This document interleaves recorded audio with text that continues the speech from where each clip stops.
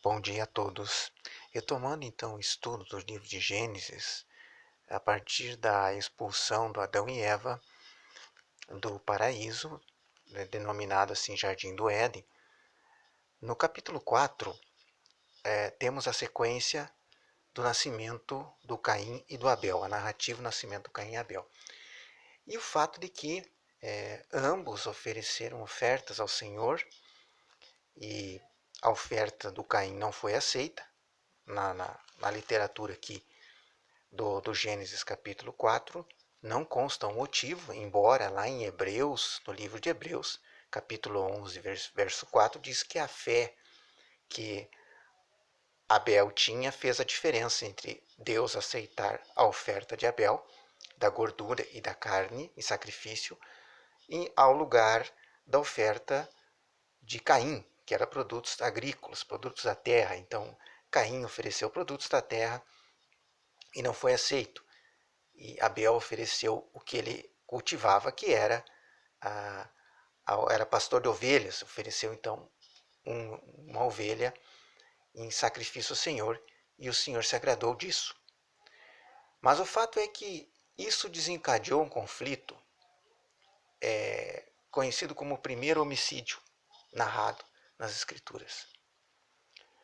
Lá em capítulo 4, verso 8, consta o exato momento em que Caim cometeu o crime, cometeu o homicídio contra Abel. Ali a narrativa consta assim: disse Caim a Abel, seu irmão, vamos ao campo. Estando eles no campo, sucedeu, se levantou Caim contra Abel, seu irmão, e o matou. Aqui então está registrado o primeiro conflito após a expulsão do jardim. Então é um conflito familiar que gerou o primeiro homicídio. Só que a motivação desse homicídio, embora não esteja definida, aliás, está definida, foi o fato de que Deus teria se agradado da oferta de Abel e não a do Caim, que foi quem cometeu o ato, posteriormente, quem cometeu o atentado contra a vida do irmão dele, nos dá uma referência de como a natureza humana passou a se modificar. Lá no versículo 7 do capítulo 4, Deus faz uma observação quanto a Caim. Isso ocorreu antes do homicídio, antes de Caim partir contra a vida, atentar contra a vida do irmão. Deus, vendo que Caim estava chateado pelo fato de a oferta dele não ter sido recebida, bem recebida pelo Criador, Deus então alertou ele da seguinte forma: se procederes bem, não é certo que serás aceito. Se todavia proceder mal, eis que o pecado jaz à porta. O seu desejo será contra ti, mas a ti cumpre dominá-lo. Essa pequena perícope, capítulo 4, verso 7 de Gênesis, nos revela que o crime ele já nasce numa circunstância psicológica, numa circunstância íntima do indivíduo. Como assim? O desejo começou a ser gerado e alimentado a partir de uma frustração que Caim teve. Então, Deus ele fez esse alerta, ele fez essa observação que nos dá, digamos, o mote, nos dá o caminho para podermos analisar, podermos entender o que leva muitas pessoas a conceber o pecado, a forma como esse pecado nasce. Se todavia procederes mal, eis que o pecado jaz à porta. O seu desejo será contra ti, mas a ti cumpre dominá-lo. Ou seja, dentro do indivíduo já nasce um desejo de transgredir a norma, a lei de Deus, de praticar algo contrário à moral, aos bons costumes, de violar aquele pacto que Deus fez com ele. Então, isso é claro quando o Caim, ele insatisfeito, magoado com a situação de não ter tido aprovado o seu sacrifício, sem se dar por conta do motivo que levou, aqui não consta no relato o motivo, mas ele nem indagou a Deus, ele nem pesquisou isso, mas deu vazão ao desejo pecaminoso. Então, o desejo pecaminoso aproveitou aquela porta, aproveitou aquela abertura, aquele momento de insatisfação, de frustração, de tristeza, para alimentar a vontade de praticar algo ruim, algo pecaminoso, de praticar algo que vá atentar contra o próximo e contra Deus. Então, o desejo mau, ele já nasce dentro do ser humano. É por isso que Cristo, lá no Novo Testamento, disse: de dentro do vosso corações brotam os maus desejos, o adultério, a inveja, a cobiça.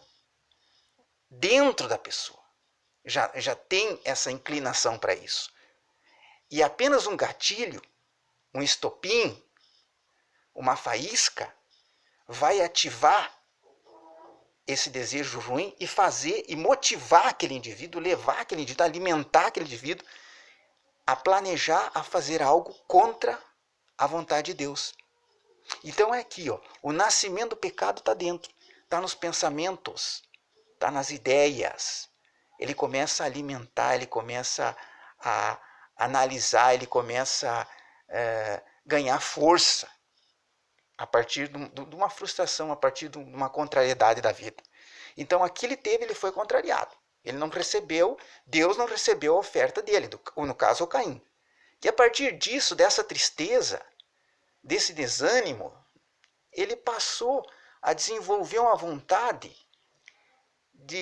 um desejo ruim de resolver aquela situação de maneira pecaminosa. Ele não questionou a Deus, ele não estabeleceu um diálogo com Deus no que ele poderia melhorar, de que forma que ele poderia resolver, o que foi que ele causou. Aqui não consta o motivo. Ele não procurou aperfeiçoar a oferta em si para tentar solucionar a questão, tentar solucionar aquela situação que para ele causou um desconforto. Não. Ele simplesmente alimentou o desejo que já está dentro do ser humano, o desejo causado pelo pecado. O pecado gera no ser humano um desejo. E ele alimentou esse desejo e deu continuidade numa sequência de passos até consumar no mundo físico o pecado. Então o pecado ele nasce no interior do ser humano. E ele é alimentado pelos pensamentos, pelas ideias, pelos desejos. Então o embrião dele é no interior, é no coração, no pensamento, no sentimento. A partir disso, ele vai ganhando corpo, vai ganhando forma até materializar no mundo físico. Então, o pensamento já é o início do pecado. O pensamento que viola a lei. Então, para isso, a isso o cristão tem que se atentar. É combater o pensamento, combater o sentimento negativo, combater a ideia antes que ela vá se tornar um projeto na cabeça do indivíduo, um plano, e ele vá de fato consumar isso. E o pecado leva à morte espiritual, o pecado leva à separação de Deus, o pecado leva a uma vida totalmente depravada. Então, era isso que eu queria dizer. Então, o cuidado se tem que ter com os pensamentos, ter cuidado com o pensamento, orar em relação ao pensamento. Ah, mas eu tenho pensamentos ruins, negativos. Ore e peça para Deus remover isso e peça perdão dos pecados. Se arrependa desses pensamentos. Peça para Deus remover isso de você. E procure se alimentar com influências boas, com notícias boas, com pensamentos bons, sempre mantendo-se na oração e na leitura da palavra. Ler a palavra, compreender, orar e pedir para Deus eliminar esses pensamentos. Então, por hora era isso que eu queria dizer. Deus abençoe vocês. Um bom domingo.